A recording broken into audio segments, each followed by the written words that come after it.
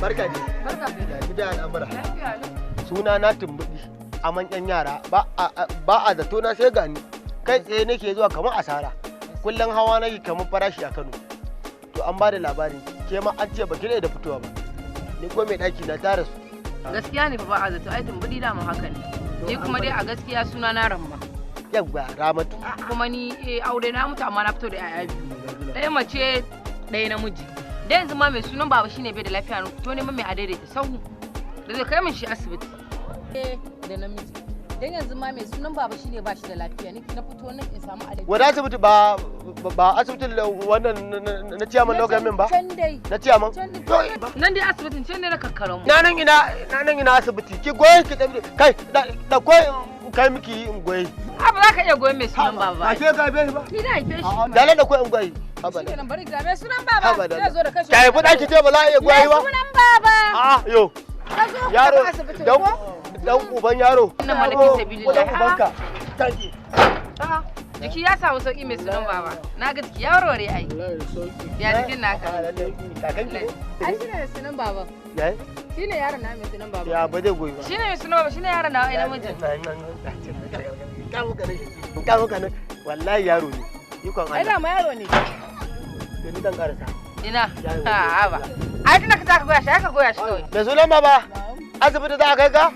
To Allah ya dade ku lafiya. A ka zo ka goya shi. A kawo biya ba ta ce na sha nono wa kawo. Wai zira goya ka zo ka goya shi. A'a. Yawa bi shi. Ya gudu. Ya gudu? To zin yanda za a yi ko? Mai sunan baba da in samu a daidaita. Wallahi tun goya ni. Ya za ka yi mun haka? Wallahi tun goya ni. Mai sunan baba sai ban iya goya ka ba. Wallahi tun goya ni. Ya kwantar da hankalin ka. Bari in je dauko zani sai zo. Wallahi tun goya ni. Dai zan dauko mai sunan baba. To ai wallahi dai. Ba za ki buɗe ba. Sai kuma ka gudu ko? Wani mai gida. Wayo. Ni wannan abu na ban mamaki.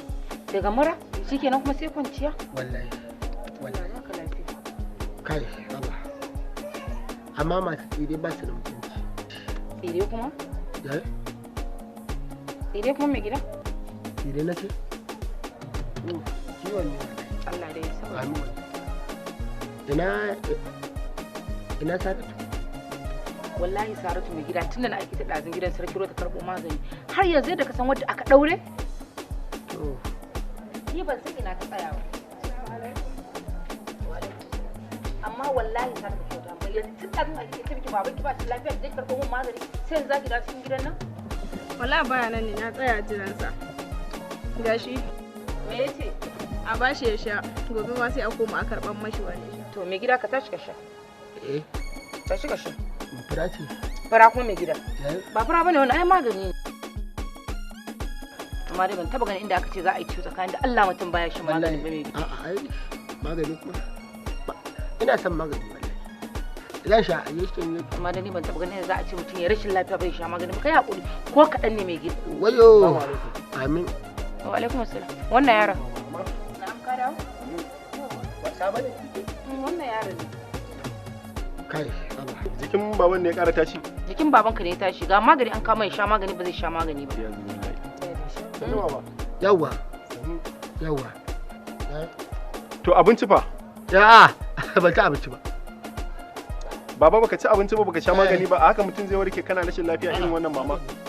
Mama. Na ce shi ya ce ba Baka tashi. tun nan zaka ci. Bari in tashi in je in dauko mishi akwai farau can je ka maka. Farau. Baba akwai tumaman tuwon da Ni kaza ne za a bani farau. Kai me ka zo da shi tahe ni?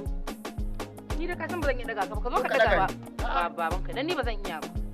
ba mun ka tashi.